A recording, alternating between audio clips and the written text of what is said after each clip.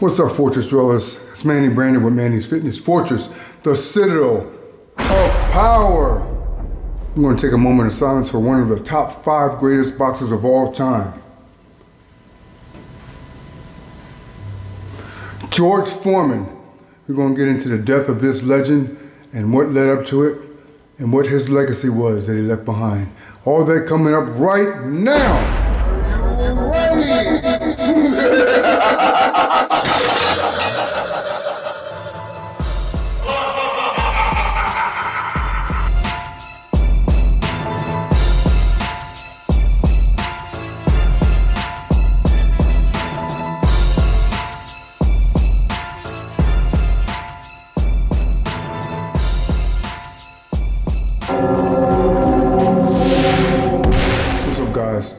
It's Manny Brandon with Manny's Fitness Fortress. Welcome back to the channel.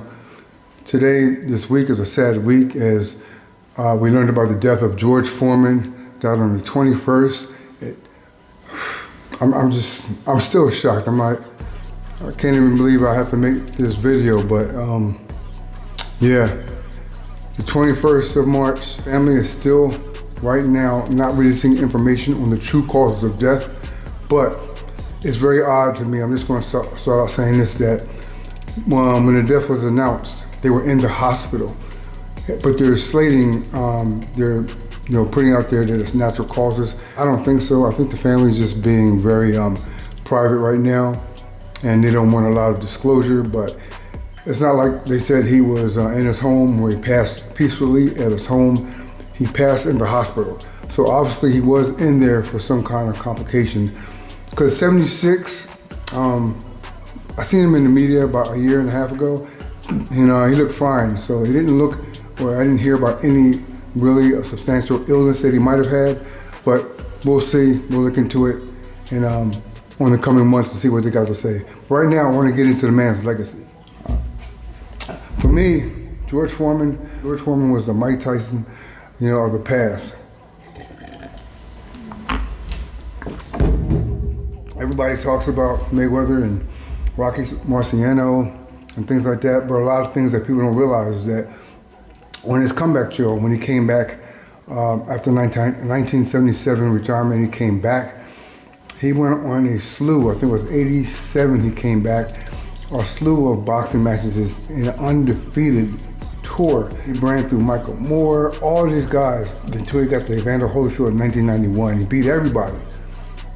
And people could not believe the strength of this man, this powerful beast mode of a boxer. They ran through all these athletes in their prime, the elite athletes, with his power that made up for the lack of speed that he had when he fought Ali.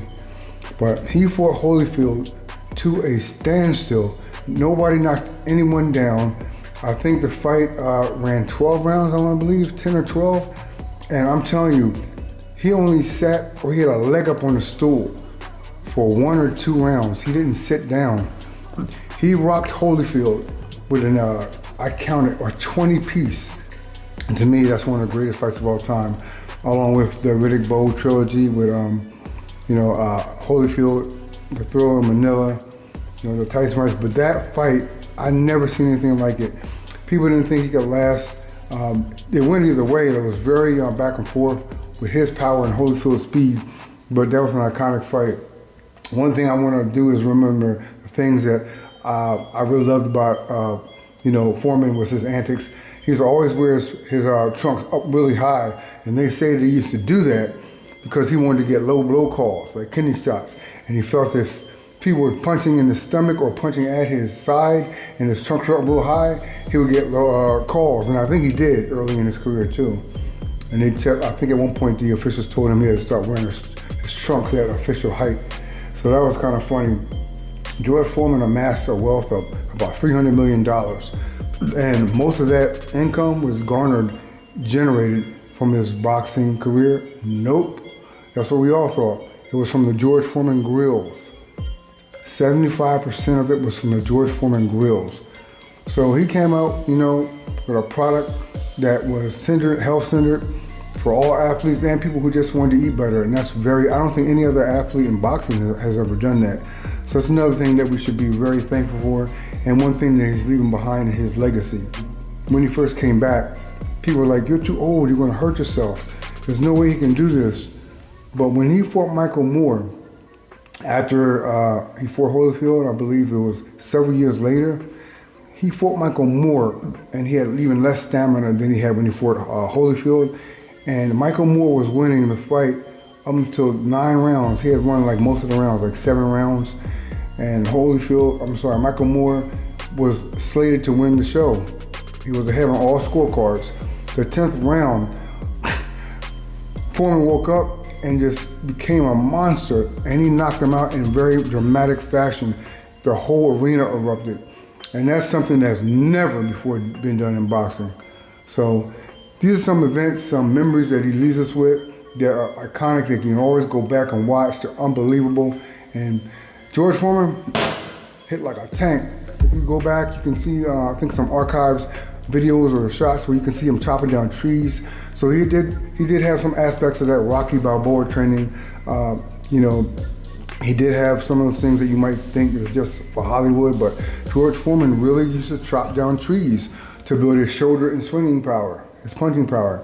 He did that on a regular basis during his training. The other thing is George Foreman, and on any list, he always makes the top 10. He's in the top 10 greatest boxers of all time. And on many lists, he's in the top 5. So people, I'm not sure what's going on, but there's been a really weird thing happening in Hollywood or whatever. They're not disclosing how he died. There was no lead up to him having any health issues. Gene Hackman died recently with his wife in their house, in separate rooms of the house. And pills it looks like someone tried to, set up a scene. It was crazy. There's a lot of weird stuff going on, but I'm really looking forward to hearing the true cause of death. Maybe the family knows. But if they don't, I hope they can find that out and, rest at ease. George Foreman is an iconic boxer, one of my favorites of all time, along with Holyfield, along with Mike Tyson and Riddick Bowe. This is crazy to me. Like if this was Mayweather or some newer trendy boxer, new age, you would be all over the news. They would still be talking about it on every news outlet, all during the day, all times of the day for like weeks. It's just like we got a hiccup and that's it. Nobody's even talking about it. George Foreman was one of the greatest boxers of all time, along with the Jack Dempseys and Jack Johnsons and stuff like that. But I'm gonna get into a little article I got that I wanted to read to you guys, and it sheds a little bit of light on what happened to him, although the cause of death is still not mentioned. Well, let's get into it. This article is by U.S. News. George Foreman, cause of death. Here's why the legendary boxer passed away. It's titled that, but they don't really go into it. George Foreman, famed boxer and entrepreneur, passed away peacefully at the age of 76. Renowned for his powerful boxing style and the Foreman grill he left, inspiring a legacy of resilience and success. Foreman, who died surrounded by loved ones, shifted from being a fierce fighter to a beloved preacher and businessman. That's facts. Foreman passed away on March 21st, 2025. He left a trailblazing legacy that extended far beyond the ring. His life spans almost 8 decades, and he was born on January 10th, 1949. A lifetime's worth of drama and accomplishments occurred during those years. Foreman consistently went against the grain, becoming the oldest heavyweight champion at 45 and winning the gold medal at the Olympics at 19. His 20-year break between titles is still regarded as one of boxing's most amazing comebacks. As quoted in a report by the Playoffs. What led to George Foreman's passing? The announcement on George Foreman's official Instagram account states that he peacefully departed in a Houston hospital. The statement did not specify a cause of death. So you're not talking about what happened for him to have to be driven or taken to the hospital. So obviously it was something, because he would have passed in his home quietly. So his family reported that he had died quietly, surrounded by his loved ones. This points more toward natural causes than any unexpected disease or mishap. His family is grieving his passing and has asked for privacy during this trying time. Prior to his death, no public reports of significant health issues had surfaced. That's interesting. Foreman had continued to be quite active in the last few years. He continued to give sermons at his Houston church and appeared in public. He saw the premiere of the biographical movie about his life, Big George Foreman, in 2023. Just last month, he spoke about his ministry work in an interview with Sorted magazine as quoted in a report by the Playoffs. How did he go from boxer to entrepreneur? George Foreman is just a troubled kid before he gained notoriety for his grills or his comeback tale. He exemplifies the extraordinary trajectory of truly American life with his journey from street tough to Olympic gold medalist to minister. His story started in Houston, tumultuous Fifth Ward. Young George frequently bullied younger children and left school. I said young George frequently bullied younger children and left school. Joining the Job Corps at the age of 16 changed his life. He met boxing coach Doc Brolas, who recognized the innate teenager's potential. He would go on to make history as a result of the fortunate encounter, as quoted in a report by the Playoffs. What made the Rumble in the Jungle so iconic? Foreman's earlier career seemed unstoppable. That's true. From his 1968 Olympic gold to his first heavyweight title victory by destroying Joe Frazier, then everything changed in '74 when Muhammad Ali's Rumble in the Jungle. After his defeat, he experienced a spiritual awakening that changed him from a fierce fighter to a well-liked preacher and businessman. So yeah, it's more and more about his entrepreneurship, but I'm not going to go on with that. But George Foreman left an amazing legacy. And it was crazy. He was just so people-friendly. He was a very people-minded person. A man that big, that ferocious in the ring, could sell something like a George Foreman grill to a massive amount of global, customers. He was so liked. He had that big little boy charm, that big little boy smile, despite how big he was. And of course, anyone that knows that he was that watched him in the ring knows that he was one of the most ferocious athletes ever. George won a gold medal in the Olympics, and it was crazy. Like,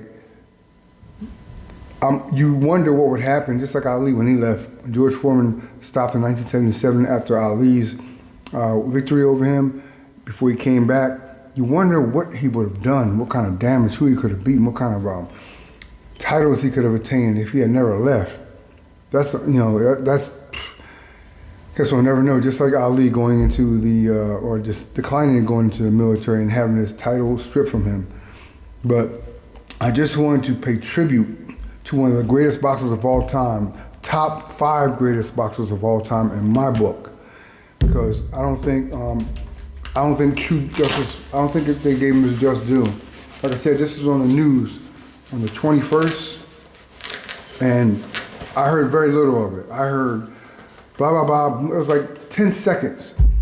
And then I saw a couple posts on social media, and that's it. I'm like, this is George Foreman, man. Is this have been Mayweather or, somebody dying, a president of a country, or another premier athlete in another discipline, another sport? It would have been all over the news forever. So I'm paying him his just dues. We got to remember this man, what he did for boxing, the excitement, the victories, the entertainment he brought us, and the spectacles in the ring that he brought us that we will forever cherish. All right, guys, thank you for watching. Don't forget to like, comment, share. Also, tap into the thanks heart if you wish to contribute, donate. I really appreciate it. And I will see you guys in the next video.